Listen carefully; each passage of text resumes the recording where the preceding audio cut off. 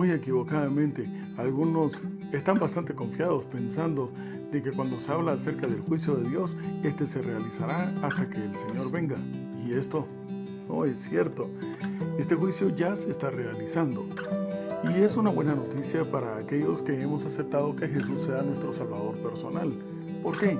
Porque es a nuestro favor, como lo hemos estudiado la semana pasada, y estamos listos simplemente para que se reivindique que somos hijos de Dios y se nos dé nuestra herencia. Así que aclaremos este punto y es la razón por la cual esta semana estaremos estudiando la hora de su juicio ha llegado.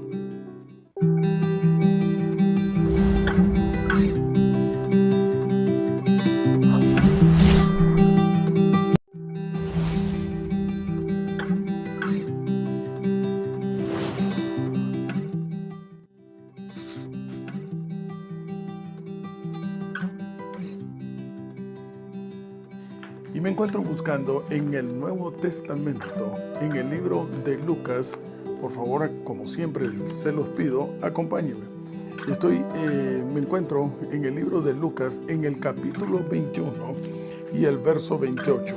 Lucas 21, 28. Y la palabra de Dios dice: cuando estas cosas comiencen a suceder, erguíos, levantad vuestra cabeza, porque vuestra redención está cerca. Hay un vocablo que se repite con cierta frecuencia constantemente cuando viene un mensaje del cielo para nosotros, y el vocablo es entender. Etimológicamente es una palabra también compuesta del prefijo en, que significa adentro, y entender y tender, que viene de tendencia, y tendales también, que es ampliar o ir a fondo. En otras palabras, vamos a ir más a fondo. Tú comprendes cuando te vas más a fondo, a estudiar más adentro. Pues bien, entendamos entonces respecto a cuál es el proceso para volver a ser llamados hijos de Dios. Este proceso fue explicado en el Antiguo Testamento en una simbología de un proceso que ya existía para la redención del hombre, y se encuentra como primer punto base en un deseo que tiene el Creador en el libro de Éxodo, registrado en el libro de Éxodo en el capítulo 25. Estoy entonces buscando el libro de Éxodo, capítulo 25 y el verso 8 y 9. Y la palabra de Dios dice: y harán un santuario. Detengámonos un instante. El vocablo santuario es también un vocablo compuesto de santo, apartado a, y ario, lugar. Es un lugar apartado para algo sagrado. Efectivamente, así como en las zarzas, así como en el monte Sinaí, así como en tu corazón y en el mío debe ser, el lugar que ocupa donde está el Señor, donde está el Creador del universo, es santo. ¿Por qué? Porque Él es el único que es santo, dice Apocalipsis 15:4. Pues bien, dice el Creador, háganme un lugar en donde yo esté, será santo, habitaré en medio de ellos, conforme, verso 9, atención, conforme a todo lo que yo te muestre, se lo está hablando Moisés, el diseño del tabernáculo y el diseño de todos sus utensilios, así lo haréis. El arquitecto, el ingeniero, el diseñador del lugar en donde se iba a verificar este proceso de redención fue dictado nada menos que por el mismísimo Creador. Y esto es una comparativa que podemos encontrar en el libro de Hebreos, en el capítulo 9. Hebreos, estoy en el Nuevo Testamento, Hebreos, capítulo 9. Ya me va a aparecer. Y dice la palabra de Dios, a ver, estoy Hebreos, ya está. Hebreos en el capítulo 9, encontramos entonces cómo es que se llevaba a cabo todo este proceso. Y se lo voy a resumir, usted lo puede estudiar más adelante. Era un lugar en donde estaba dividido. En primer lugar se encontraba el patio, en donde había una como fuente, un altar del sacrificio como primer punto, y luego un como lavamanos, se le llamaba lavacro. Posteriormente entonces la carpa estaba dividida en dos áreas, el lugar santo y el lugar santísimo. En el lugar santísimo solamente entraba el sumo sacerdote que estaba vestido de lino simple y una sola vez al año para purificar el santuario, para purificar el lugar. ¿Por qué razón?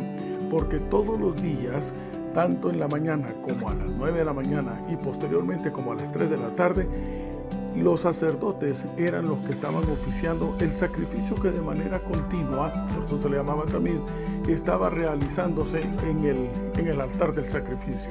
Era un cordero que tenía especificaciones de acuerdo a Éxodo capítulo 12, verso 5, que delimitaba o anunciaba a aquel que habría de venir a morir por nosotros y que Juan el Bautista lo presentó como el Cordero de Dios que quita el pecado del mundo.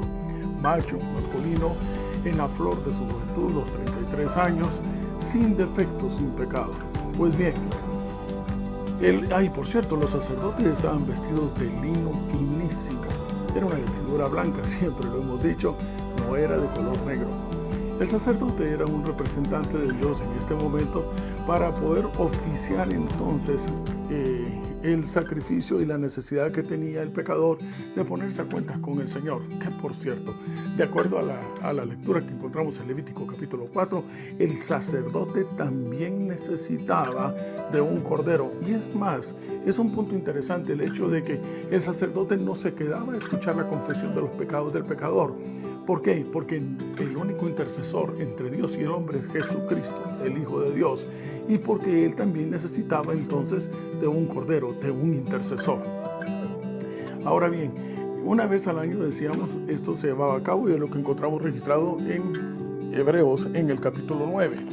Sin embargo, en Hebreos en el capítulo 8 y el verso 1, una vez más vemos cómo es que el santuario que erigió Moisés era nada menos que una copia del que está en el cielo. Ahora bien, dice el verso 1, el punto principal de lo que venimos diciendo es que tenemos tal sumo sacerdote, óigase bien, el que oficia una vez al año, el cual se sentó a la diestra del trono de la majestad en los cielos, Jesús. Verso 2, ministro del santuario y de aquel verdadero tabernáculo, porque el otro era una copia, que levantó el Señor y no el hombre. Y dice también el verso 5, los cuales sirven a lo que es figura y sombra de las cosas celestiales, o sea, el de la tierra, como se le advirtió a Moisés cuando iba a erigir el tabernáculo, diciéndole, mira, haz todas las cosas conforme al modelo. Recuerdan el versículo con que iniciamos en Éxodo 25, con el que se te mostró en el monte. Ahora bien, todo esto era un símbolo, dice la palabra de Dios, pero vayamos más a fondo todavía, entendamos. El capítulo 9 de Hebreos en el verso 9 dice, lo cual es símbolo para el tiempo presente, según el cual se presentaban ofrendas y sacrificios que no pueden hacer perfecto a nadie en cuanto a la conciencia al que practica este culto. En otras palabras, esos corderos que se sacrificaban en el santuario aquí de la tierra, pues de por sí no eran simplemente un corderito más, pero representaban a aquel, insisto, que anunció Juan el Bautista como el Cordero de Dios, Jesús el verdadero Cordero, el que sí quita el pecado del mundo. Y el verso 10, ya que consiste estos cultos consistían solamente de comidas y bebidas y de diversas abluciones. Atención con estos puntos. Consistían solamente de bebidas y comidas y diversas abluciones, incluso de días de sábado o días de reposo. Recuérdese, por favor, que el vocablo sábado significa feriado, festivo. Ese día, bueno, no festivo, sería feriado, festivo le dicen en México, sería feriado porque ese día deja de trabajar y se dedica específicamente a algo especial. Era el día en el cual se suspendían todas las actividades. Esto es importante que lo entendamos. ¿Por qué? Porque es una de las, decíamos la vez pasada, una de las estrategias que le ha servido al enemigo para poder engañar y que se encuentra en Colosenses en el capítulo 2. Así que por favor acompáñenme a Colosenses capítulo 2. Ya lo encontré.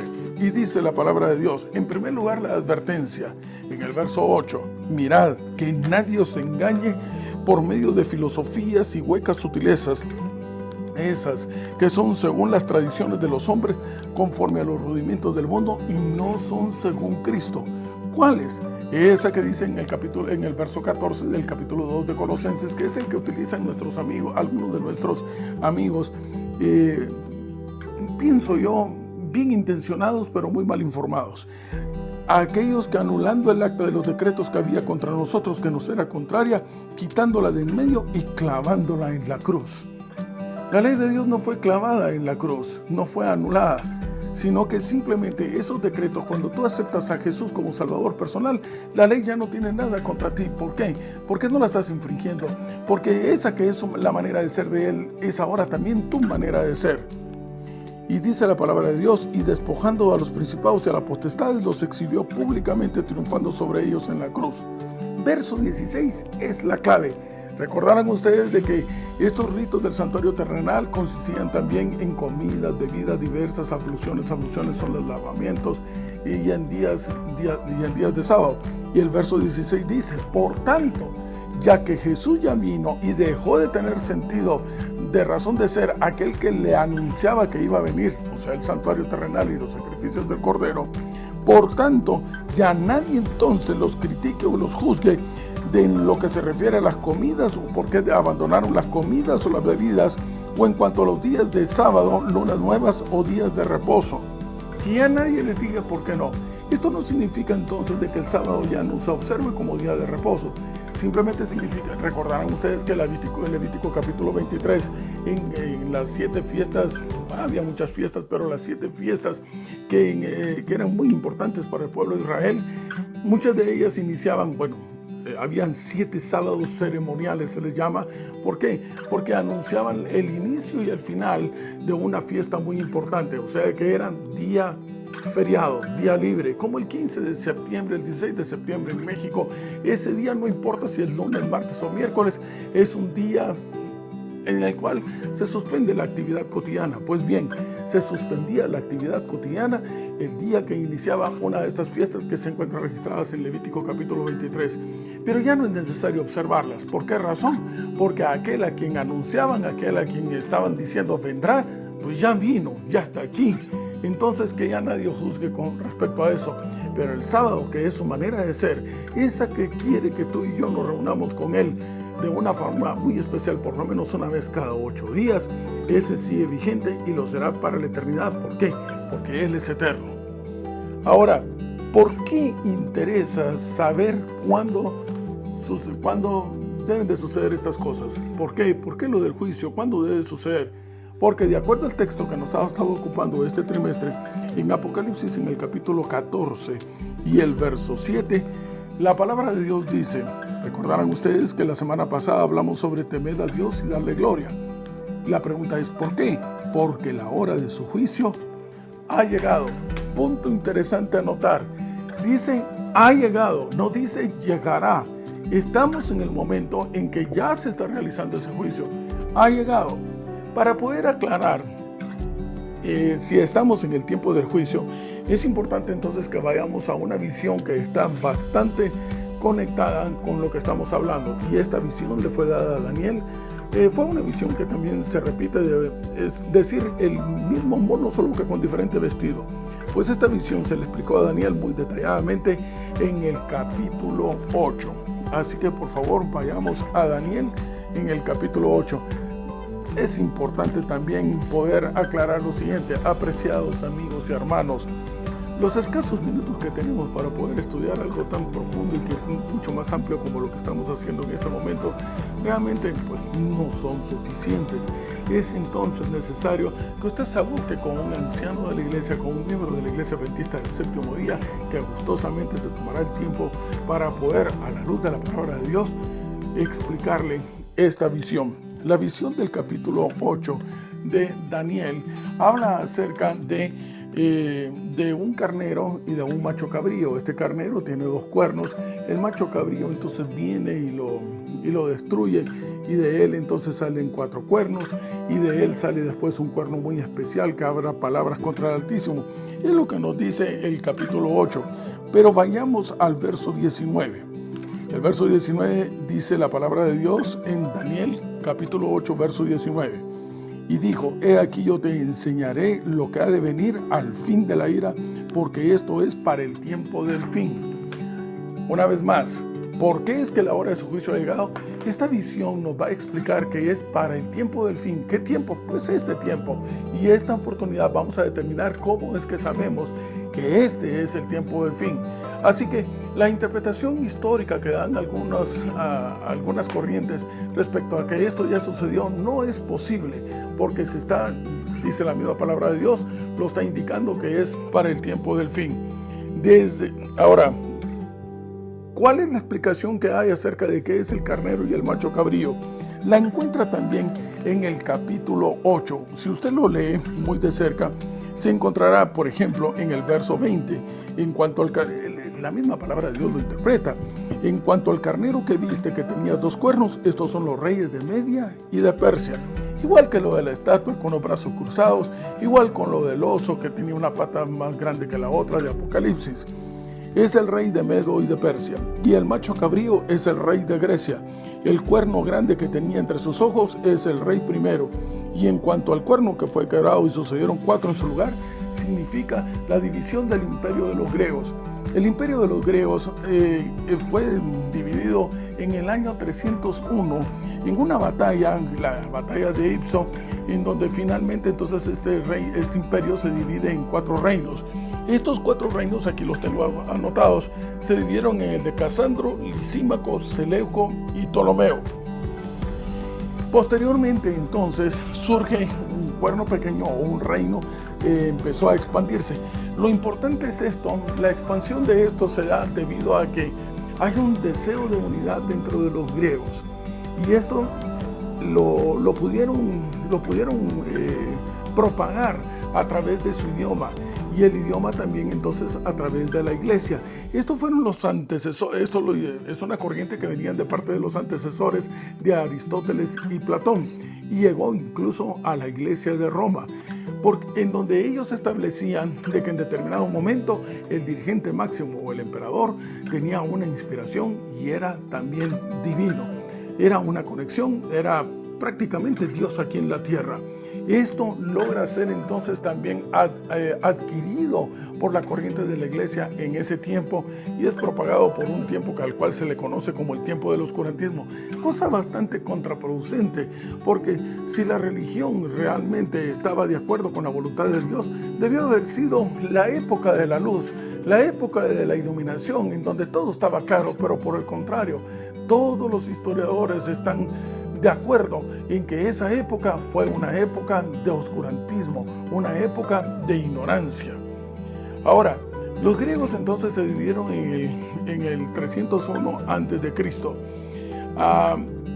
La fortaleza de este cuerno pequeño, dice la palabra de Dios en Daniel capítulo 8, verso 23. Y el fin del reinado de estos, cuando los transgresores lleguen al colmo, se levantará un rey altivo de rostro, entendido en enigmas.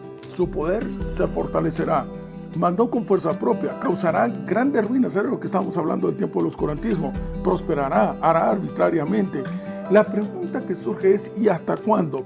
Daniel capítulo 8, en el verso 13, dice finalmente, oye, ¿y hasta cuándo va a ser toda esta oscuridad, este dominio? Y el verso 14 da la respuesta. El ángel le dice a Daniel, hasta 2300 tardes y mañana, y luego el santuario será purificado. A la luz de día por año, que es la interpretación bíblica que se encuentra en Ezequiel capítulo 4, verso 6, estamos hablando de una época de 2300 años.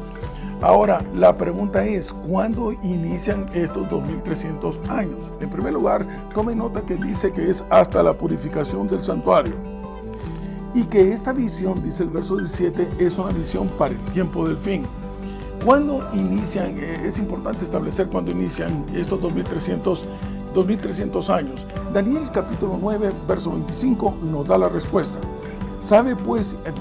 Quiero dar el contexto, el antecedente. Daniel estaba sumamente preocupado, él no entendía, necesitaba ir más a fondo. Incluso es tal su preocupación que hasta deja de comer, ayuna. Porque era más importante para su mente poder saber esto. Dice el capítulo 9 de Daniel, entonces que se envían a menos que a Gabriel para que le permita entender. Verso 25. Y dice la palabra de Dios, Sabe pues y entiende que desde la salida de la orden para restaurar y edificar a Jerusalén, aquí está el inicio de los 2300 días. Se está refiriendo a la visión que recibe en capítulo 8, porque no hay ninguna visión posterior a esta. Y es la que tiene perplejo a Daniel. Inicia cuando se da el decreto para restaurar y edificar a Jerusalén, porque recordarán ustedes de que los judíos habían estado bajo el dominio de los caldeos. Artajerjes en el año 457 a.C. le da la orden a Esdras, la orden definitiva, de que por favor regresen a Jerusalén, de que ya pueden entonces reedificar su ciudad. Solamente salieron algunos que no se habían ya acostumbrado a estar en Babilonia, porque siempre consideraban que no eran de ese lugar, sino que eran de Jerusalén. Atención, igual nosotros, recordando que nuestro mundo, nuestro hogar no es de este mundo, sino que está en el reino de los cielos. Este es en el año 457 a.C. Los 2300 días se dividen, y lo dice la palabra de Dios en el verso 25, en que habrán 7 semanas y 62 semanas, o sea que en total son 69 más una que dice más adelante son 70, lo que hacen 490 días o la interpretación de 490 años. Ahí se especifica y se detalla incluso entonces el sacrificio de Jesús, porque recordarán que el espíritu del enemigo siempre ha sido ser semejante al Altísimo y querer borrar del todo este proceso de salvación único, fantástico, maravilloso y de intenso amor que hay y que ha sido dado por Dios, porque de tal manera nos amó que dio a su Hijo unigénito para que todo aquel que en él crea no se pierda, mas tenga vida eterna. Más en detalle usted podría entonces con un miembro de la iglesia poder especificar qué es lo que sucede durante estos 490 años que culminan con el sacrificio de Jesús en el Calvario y la necesidad. Se rompe el velo de abajo hacia arriba, el del santuario terrenal, para dejarlo en desuso, porque entra entonces en uso ahora un nuevo sumo sacerdote, Jesús, no con el sacrificio de cordero, sino que con su propia sangre, no en el santuario terrenal, sino que en el santuario que está en el cielo, en donde está ejerciendo para nosotros un proceso de salvación. Ahora bien, si usted entonces toma desde el 457 a.C., 2300 años, nos encontraremos en el año 1844. Y la palabra de Dios es importante. ¿Por qué razón? ¿Qué interesante sucede con la purificación del santuario? Porque recordarán ustedes que los 2300 años terminan con la purificación del santuario. Lo decíamos al principio, es importante que entendamos entonces cuál era el proceso de salvación que se ejemplificaba en el rito del santuario. Una vez al año, aproximadamente en el mes de octubre, dice Levítico capítulo 23, en el mes de Tisri, se anunciaba con 10 días de anticipación a son de trompetas el día de expiación, el día del ajuste de cuentas, el día del juicio. Se le llamaba incluso el gran día de tan solemne que era. Pues bien, ese era el día en el que el sumo sacerdote entraba y purificaba el santuario. En el año 1844 inicia entonces el proceso de purificación del santuario celestial. En otras palabras, inicia el juicio. Y la pregunta es, ¿y cómo deberíamos estar nosotros? Y la palabra de Dios dice, de acuerdo a la historia, que todos los judíos estaban rostro en tierra. Y lo hemos dicho varias veces. Y lo primero que decían es, Had Benu, inscríbenos en el libro de la vida. Estaban preparados, tenían miedo a ese juicio. ¿Quiénes? Aquellos que no habían encontrado un sustituto, alguien que muriera en su lugar, el Cordero de Dios que quita el pecado del mundo. Y estaban tranquilos y listos para poder seguir adelante aquellos que sí habían hecho provisión, encontrando o aceptando ese sustituto, el sacrificio de Jesús en el Calvario. La pregunta de todo el mundo era, ¿y quién podrá estar en pie? Cuando el sumo sacerdote salía y decía consumado es, terminaba la purificación del santuario, se ponían en pie únicamente aquellos que merecían vivir. ¿Por qué? Porque habían encontrado la figura del sustituto del Cordero, el que era anunciado a través de Jesús. Esta misma pregunta es exactamente la que usted va a encontrar que se hace en el libro de Apocalipsis en el capítulo 6 y el último versículo de ese capítulo. Estoy en el capítulo 6 de Apocalipsis y el verso 17. Y la palabra de Dios dice, hablando acerca del día del juicio, el gran día de su ira ha llegado. ¿Quién podrá sostenerse en pie? El capítulo 7 da una respuesta y básicamente la característica de ellos es aquellos que guardan los mandamientos de Dios y tienen la fe de Jesús. Y la fe de Jesús es el espíritu de la profecía. Pues bien, apreciados amigos y hermanos, la pregunta es, si en 1844, de acuerdo a la interpretación profética de los 2300 días, inicia la purificación del santuario, en otras palabras, el sumo sacerdote Jesús está en este momento llevando a cabo una labor de juicio, en la cual depende si estás tú de parte de o en contra de. Y ahora podemos entonces entender, ¿saben ustedes? En 1844 tiene su razón de ser, tiene su nacimiento el movimiento de la Iglesia Adventista del Séptimo Día. Adventista porque esperamos el segundo advenimiento del Señor y enfatizamos la observancia de que la ley está vigente a través de una reunión especial cada 8 días con Jesús. Pues bien, la razón de ser de la Iglesia Adventista del Séptimo Día ahora es que a son de trompetas, como se anunciaba en Levítico capítulo 23, a son de trompetas, digámosles a todos, la hora de su juicio no vendrá. No, la hora de su juicio ha llegado. Está aquí porque Él está oficiando ahorita mismo en el santuario celestial, en el día de la expiación, en donde todos nosotros debemos de estar rostro en tierra pidiendo que Él se nos inscriba en el libro de la vida. Cuán urgente, cuán necesario, es trascendental, porque es de vida o muerte o a vida eterna que se anuncie este mensaje. No hemos surgido como una religión, como una iglesia más, para poder mantener contento el corazón de las personas. No, tenemos una misión clara, esa que se encuentra registrada en Primera de Pedro, capítulo 2 y verso 9. Somos sacerdotes, reales sacerdotes, para anunciar a aquel que te sacó de las tinieblas hacia su luz admirable. No hay mensaje más importante.